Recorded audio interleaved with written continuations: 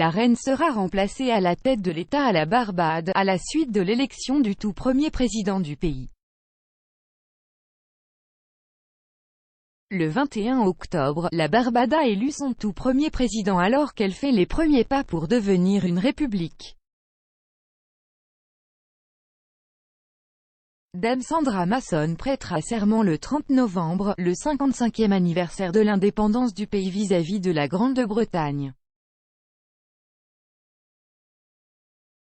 Alors que le pays de moins de 300 000 habitants a obtenu son indépendance de la Grande-Bretagne en 1966, la reine, 95 ans, est restée son monarque constitutionnel.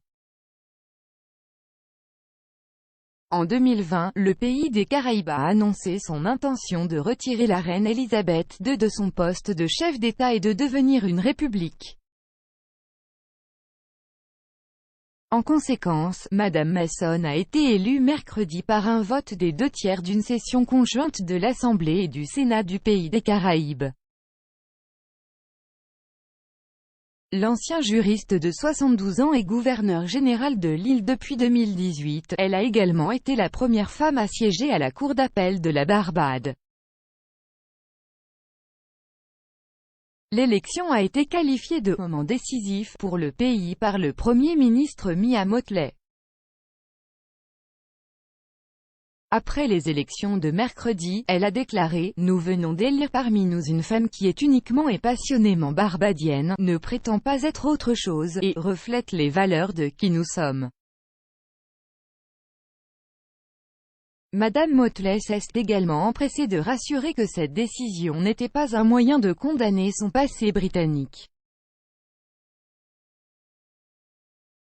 Elle a déclaré « Nous sommes impatients de poursuivre la relation avec le monarque britannique. » L'année dernière, au milieu d'un débat mondial sur l'injustice raciale et le colonialisme, le gouvernement avait annoncé « Laissez complètement derrière nous notre passé colonial ». Depuis son indépendance, la région a maintenu des liens avec la monarchie britannique et a été reconnue comme un État indépendant sous le royaume du Commonwealth de Sa Majesté. Selon Wasim Moawalla du groupe de réflexion Atlantic Council, l'élection pourrait profiter au pays à la fois au pays et à l'étranger. Il a déclaré à Reuters que cette décision faisait du petit pays en développement un acteur plus légitime dans la politique mondiale, mais pourrait également servir de mouvement unificateur et nationaliste qui pourrait profiter à ses dirigeants actuels dans le pays. Monsieur Moawalla a ajouté, d'autres dirigeants des Caraïbes et leurs citoyens feront probablement l'éloge de cette décision, mais je ne m'attends pas à ce que d'autres emboîtent le pas. Cette décision ne sera toujours envisagée que si elle est dans le meilleur intérêt de chaque pays. La nouvelle intervient après que Sa Majesté a passé mercredi soir à l'hôpital pour des enquêtes préliminaires. La visite à l'hôpital de la reine a lieu à la suite de l'annulation de ses engagements en Irlande du Nord après que des médecins lui ont dit de se reposer.